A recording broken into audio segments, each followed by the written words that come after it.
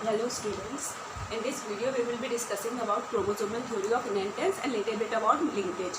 So chromosomal theory of inheritance was actually given by Walter S. Sutton and Theodore Boveri in 1903, and actually what he did, he actually compared between the Mendel's characters, Mendel's factors with the chromosome. यानी Mendel के जो factors थे जिनको हम आज या जिनको जो हैंसन ने जीन नाम दिया था उनको कंपेयर किया था उन्होंने क्रोमोसोम्स में। तो क्या क्या कंपैरिजंस थे वही बस इंपॉर्टेंट है क्रोमोसोमल थ्योरी ऑफ इनहेरिटेंस में, और नाम and along with the year. First comparison was chromosome occurs in pairs like alleles, यानी जैसे जीन्स थे, जैसे अलील्स थे वो पेयर्स में, कॉन्ट्रास्टिंग पेयर्स में अपीयर्स होते थे। सिमिलरली क्रोमोसोम्स जो होता है वो पेयर्स में अपीयर होता है, जिसको हम बोलते हैं होमोलॉगस क्रोमोसोम्स।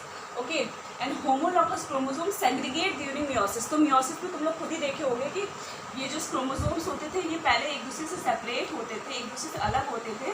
उसके बाद जाकर के जब फर्टिलाइजेशन होता था तो जो सेग्रीगेटेड है वो जाकर के फ्यूज़ कर जाते थे। तो similar process it was shown by the Mendels also, वो भी एग्जैक्टली सिमिलर प्रोसेस उन्होंने शो किया था।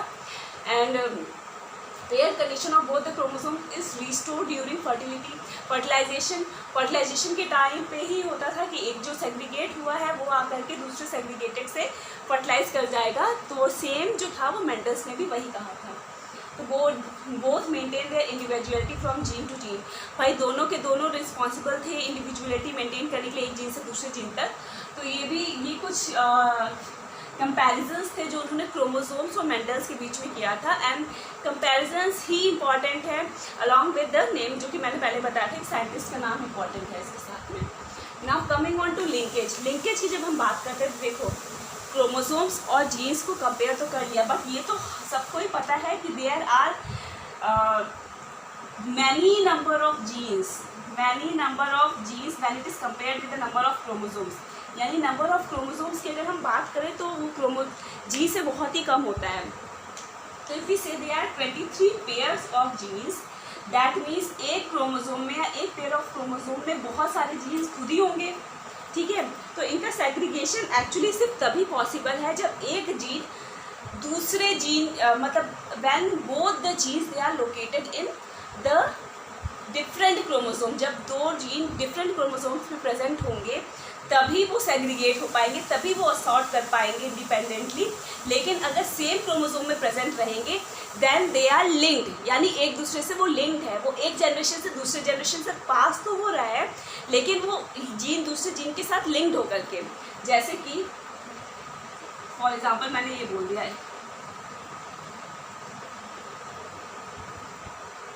सपोज एक जीन ए है यहाँ पे है, एक जीन बी है वो यहाँ पे है, and this A and B gene they are located in the different chromosomes. तो ये तो इजीली सेग्रीगेट हो जाएंगे ना, एक यहाँ से सेपरेट हो गया, एक यहाँ से सेपरेट हो गया, फिर फर्टिलाइजेशन के टाइम पे एक दूसरे से मिक्स करके एक जाइगोट बना लिया। बट अगर व्हाट विल हैपन, अगर ये ए और बी दोनों सेम क्रोमोसोम्स में प्रेजेंट है तब तो सेग्रीगेशन नहीं हो पाएगा, तब तो assortment of law of independent assortment भी नहीं फॉलो हो पाएगा। In this conditions what happen, these two genes they are linked, यानी वो एक दूसरे से लिंक है, वो एक जनरेशन से दूसरे जनरेशन तक साथ ही साथ में जा रहे हैं।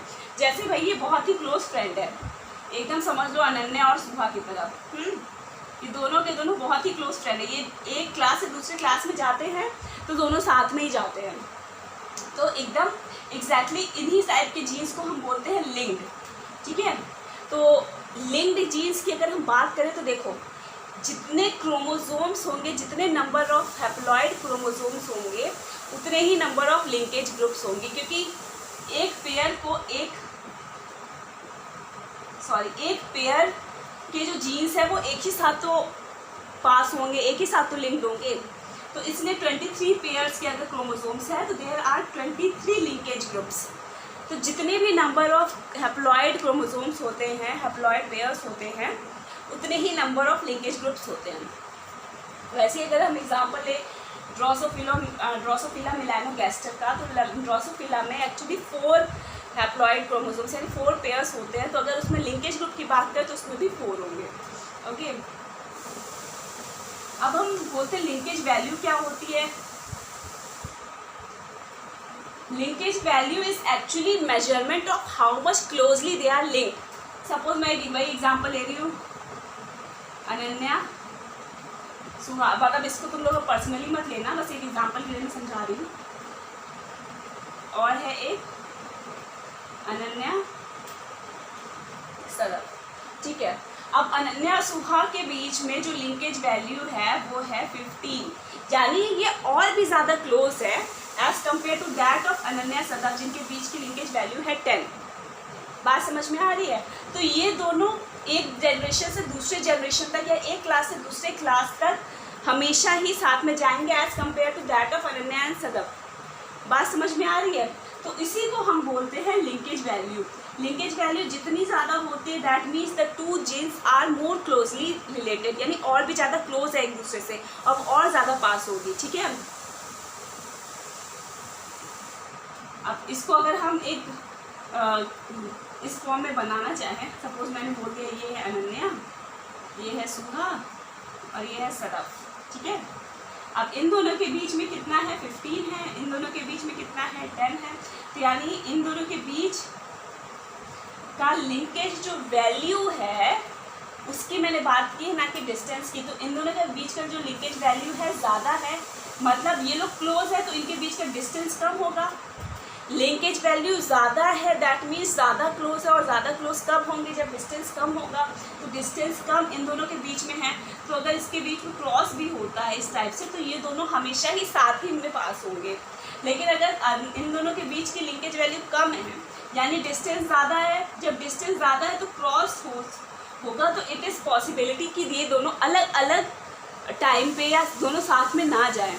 तो ये कंडीशन हमें लिंकेज की पता होनी चाहिए।